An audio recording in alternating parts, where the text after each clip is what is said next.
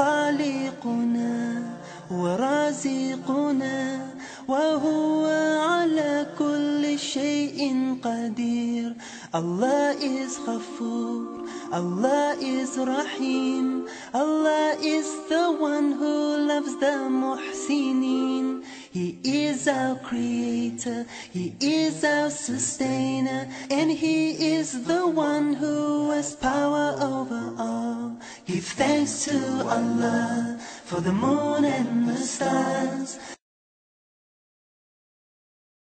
Before I became a Muslim, I think I was just for all intents and purposes, I was just a normal teenager, I suppose. I went out with friends and just did normal teenage stuff. I think I liked Britpop, I went to concerts, went to the big day out.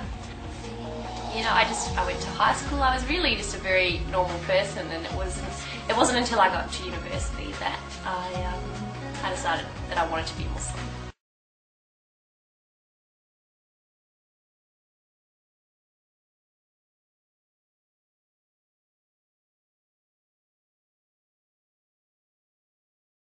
When I was about 17, I started to question why I believed what I believed. Did I believe what I did just because I'd been raised to believe it, or because I thought it was true?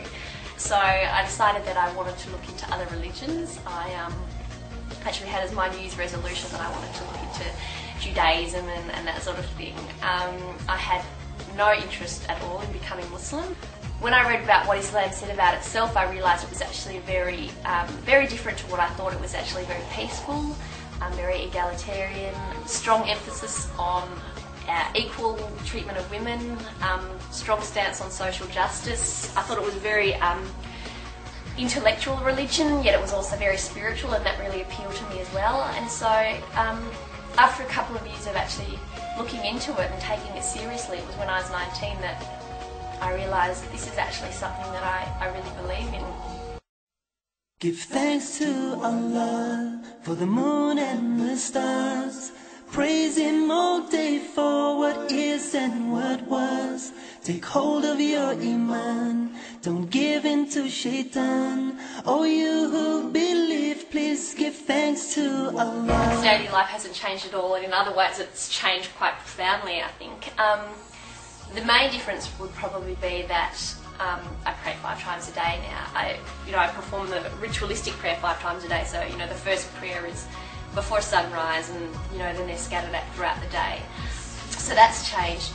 But I still feel, and obviously I wear the headscarf now, which I didn't do before I was Muslim. In other ways, I don't feel like I've changed a lot. I'm still the same person. I still crack the same stupid jokes, and I still like the same sort of things. And I've still got a lot of the same cool friends I had before, and some cool new friends that I've made since becoming Muslim, some of whom are Muslim and some aren't.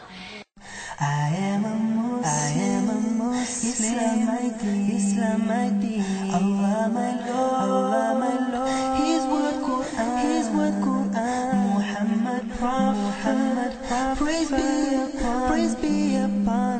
I'm a Muslim. We live in a society where women are constantly objectified. How many times do we turn on the TV or drive past a billboard where a half-naked woman is being used to sell spaghetti or toothbrushes or carpet or whatever? By wearing the hijab, these women are saying, I don't want to be a part of that, and I want to be taken more for my mind than the size of my chest or how long my legs are or what kind of hair I have or anything like that. God has chosen the women in this society to be the flag bearers for Islam. My husband has a beard, but people can't necessarily tell that he's Muslim, He just really sort of fits in with everybody else. But for me, as soon as someone sees me, they know that I'm Muslim, and so I'm like the flag bearer or the ambassador for Islam, and I find it really interesting that God chose women for that role and not for men. Allahu Ghafoor, Allahu Rahim, Allahu yuhibbul muhsinin, wa khaliquna ورازقنا وهو على كل I think there certainly are stereotypes of Muslims.